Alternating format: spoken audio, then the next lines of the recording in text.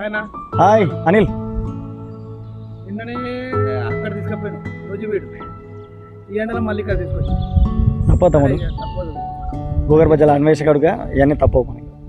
నేను ఏమంటున్నా చిన్న క్వశ్చన్ ఇది ఓకే షార్ట్ టైంలో చెప్పాను. ఓకే అడుగు. ఇప్పుడు ఊళ్ళలో ఈ కప్పల పెళ్లి చేస్తారు, చేస్తుంటారు. అవును, కప్పలకు పెళ్లి చేసి ఆనేట పడతాను అదేం లేదు తమ్ముడు, అది మూఢనమ్మకం ఉన్నాం 100%.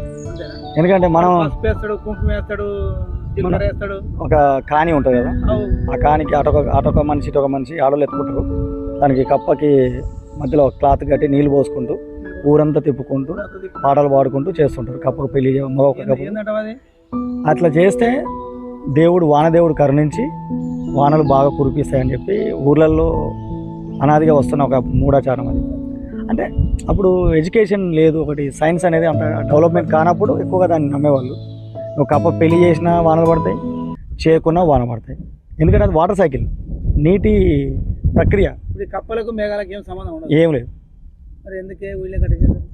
ఇది చెప్తే ఎవరో నీలాంటి మహా తెలియగలవాడు ఒక కార్యక్రమం చేస్తే అందరూ దాన్ని ఫాలో అవుతారు. దీంట్లో ఎంతవరకు నిజం ఉంది అనేది మాత్రం ఇప్పుడు చెప్పాను, చదువుకున్న వాళ్ళు ఆలోచించాలి. నేను అదే అంటున్నా. ఇది ఇప్పుడు కప్పలకి వానకి సంబంధం ఉందా లేదా, ఉందా లేదా చెప్పు, అది కావాలన్నా. చెప్పాను. కప్పలకి నీటికి ఏం సంబంధం లేదు, ఎలాంటి సంబంధం లేదు. అయితే ఎండాకాలంలో మస్తు ఎండలు కొడుతున్నాయి కదా ఈ సంవత్సరం. ఆ సూర్యుని కిరణాల వేడిమికి మహాసముద్రంలో మీద ఉన్న వాటర్ ఉంటుంది, వాటర్ అంతా ఆకాశంలోకి నీటి ఆవిరి రూపంలో చాలా పైకి వెళ్తుంది. వెళ్ళిన తర్వాత నీటి బిందువులు ఏర్పడతాయి, అవి నీటి ఆవిరి. అది వాటర్ వేపర్ అంటారు. పైనకి వెళ్ళిన తర్వాత నీటి ఆవిరి ఏవైతే బిందువులు ఉంటాయో అవన్నీ చిన్న చిన్న బిందువులు ఆకాశంలో ఉన్న ధూళికణాలు కలిసి మేఘాలుగా ఏర్పడతాయి. అట్లా అవుపడుతుంది అక్కడ, ఆ మేఘాలుగా ఏర్పడతాయి. అంటే ఈ భూమి ఉపరితలం మీద సముద్రం మీద గయ్య మేఘాలు, వాటిలో నీటి బిందువులు ఉంటాయి.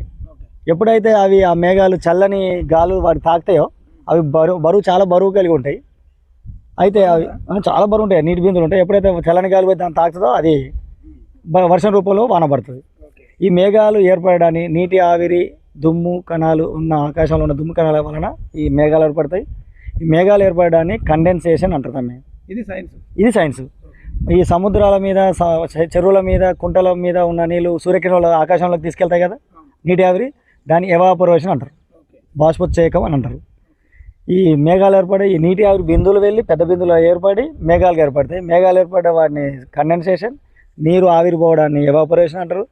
వానగా ఈ మేఘాలు ఉన్నాయి కదా, ఈ మేఘాలన్నీ ఇట్లా ఆకాశంలో గాలి తిరుగుతుంటాయి కదా, ఎప్పుడైతే అవి చాలా బరువుగా అవుతాయో చల్లని గాలులు వాటిని తాకినప్పుడు అవి వర్ష రూపంలో వాన